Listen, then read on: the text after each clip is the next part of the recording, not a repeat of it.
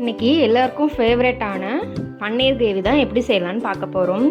ரொம்பவே ஈஸியாக பண்ணிடலாம், அதே சமயத்தில் ரொம்ப டேஸ்ட்டாகவும் இருக்கும். எப்படி பண்ணலான்னு பார்க்கலாம் வாங்க. ஃபஸ்ட்டு ஒரு வானிலை இந்த மாதிரி நான் எடுத்து வச்சுருக்கேன். இப்போ இதோட தேவையான அளவு எண்ணெய் ஊற்றிக்கலாம். எண்ணெய் விட்டுட்டு நெக்ஸ்ட் இதோட பூண்டு வந்து ஒரு கட்டி பூண்டு எடுத்திருக்கேன்.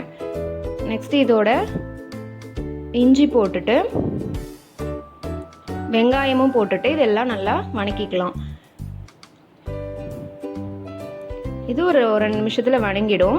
இப்போ நெக்ஸ்ட் என்ன பண்ணலான்னா தக்காளி ஆட் பண்ண போகிறேன். தக்காளி வந்து நான் இன்றைக்கி என்ன பண்ணியிருக்கேன் அப்படின்னா சுடுதண்ணியில் போட்டு தக்காளி நல்லா கொஞ்சம் நேரம் வேக விட்டுருக்கேன். அது வெந்ததும் மேலே இருக்க தோலை உரிச்சிட்டு இந்த மாதிரி எடுத்து வச்சுருக்கேன்.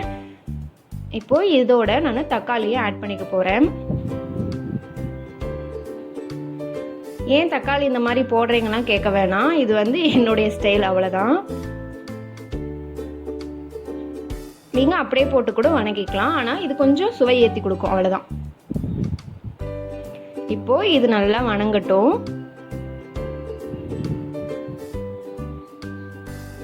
ரொம்ப நேரம்லாம் எடுத்துக்காது, ஆல்ரெடி நம்ம எல்லாம் வணக்கி தான் வச்சுருக்கோம். இப்போ நம்ம என்ன பண்ணுறோன்னா நான் பக்கத்துலேயே வந்துட்டு முந்திரியை இந்த மாதிரி நான் தண்ணியில் ஊற வச்சுருக்கேன். இது வந்துட்டு நான் தண்ணி எதுவும் ஆட் பண்ணலை, இந்த முந்திரி தண்ணியே அதுக்கு போதும். அதனால் வந்துட்டு இதில் போட்டுக்கலாம். இப்போ பார்த்தீங்கன்னா ஒரு 2 நிமிஷத்தில் நல்லா கொதி வந்துடுச்சு. இப்போ இந்த சமயத்தில் நம்ம இதை எடுத்து நல்லா மிக்சியில் போட்டு அரைச்சி எடுத்துக்கலாம். எந்த தண்ணி ஊற்ற வேணாம், நம்ம ஆல்ரெடி அந்த முந்திரி தண்ணியே போதும். இது கொஞ்சம் நல்லா சட்டி மாதிரி இந்த மாதிரி அரைச்சி எடுத்துக்கிட்டோம். இப்போ நெக்ஸ்ட் என்ன பண்ணுறோம் அப்படின்னா அதே வானிலையில் உங்களுக்கு தேவையான அளவு கீ ஆட் பண்ணிக்கோங்க. நெக்ஸ்ட் இதில் எல்லா பிரியாணி மசாலாவும் ஆட் பண்ண போகிறோம். பட்டை, அன்னாச்சி பூ, லவங்கம் எல்லாமே, 2 ஏலக்காய், சீரகம், எல்லா மசாலாவும் போட்டுட்டு இது நல்லா கொஞ்சம் நேரம் உங்களுக்கு வாசம் வரும். அந்த மணம் வந்த பிறகு நான் இதில் வெங்காயம் போட்டு வணக்கிக்க போகிறேன். திரும்ப ஒரு அணியன் எடுத்திருக்கேன், அது குட்டி குட்டியாக அந்த மாதிரி பொடியாக நறுக்கி அதையும் இதோடு போட்டுட்டு நல்லா வணக்கிக்கலாம். அந்த நெய்யில் வணக்கிறப்ப அதோடைய மனமே தனி தான். இப்போது நம்ம எடுத்து வச்சுருக்க கிரேவியும் இதோட ஆட் பண்ணிவிட்டு நல்லா வணக்கிக்கலாம். பாருங்கள்,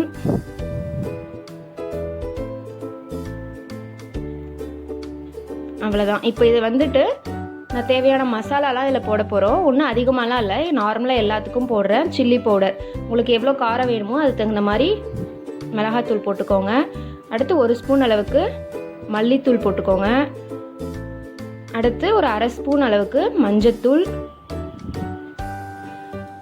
நான் இப்போ சிம்மில் வச்சுருக்கேன், அதனால் இப்படி நுர தம்பிட்டு வந்துட்டுருக்கு. இப்போ இதில் கொஞ்சமாக ஆல்ரெடி நம்ம கரம் மசாலா போட்டிருக்கோம், அதனால ஒரு 1/2 ஸ்பூன் அளவுக்கு கரம் மசாலா போட்டிருக்கேன், அவ்வளோதான். இது நல்லா கொதிக்கட்டும். நான் இதுக்கு வந்துட்டு ஒரு க்ரீம் ரெடி பண்ணியிருக்கேன். இது என்னென்னு பார்த்தீங்கன்னா தயிர் இருக்கு இல்லையா, தயிர் மேலே ஆடை வந்திருக்கும் இல்லையா, அந்த ஆடையும் ஒரு 2 ஸ்பூன் இல்லை 3 ஸ்பூன் அவளுக்கு சர்க்கரையும் போட்டு இது நல்லா நான் அரைச்சி எடுத்திருக்கேன். இது பார்த்தீங்கன்னா நல்ல ஒரு ஃப்ரெஷ் க்ரீமாக இருக்கும். இப்போ இந்த கொதியிலே கொஞ்சம் உப்பு போட்டு இதை நான் எடுத்து வச்சுருக்கேன். பாருங்கள், நல்லா கொதிக்குது. இப்போது இந்த சமயத்தில் நம்ம எடுத்து வச்சுருக்க அந்த க்ரீம் அதில் போட்டுக்கலாம்.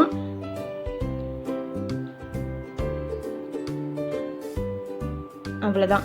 இப்போ நான் என்ன பண்ணுறேன்னா வீட்லேயே பண்ண பன்னீர் தான். நார்மலாக எல்லாருக்கும் பன்னீர் செய்ய தெரியும்னு நினைக்கிறேன்.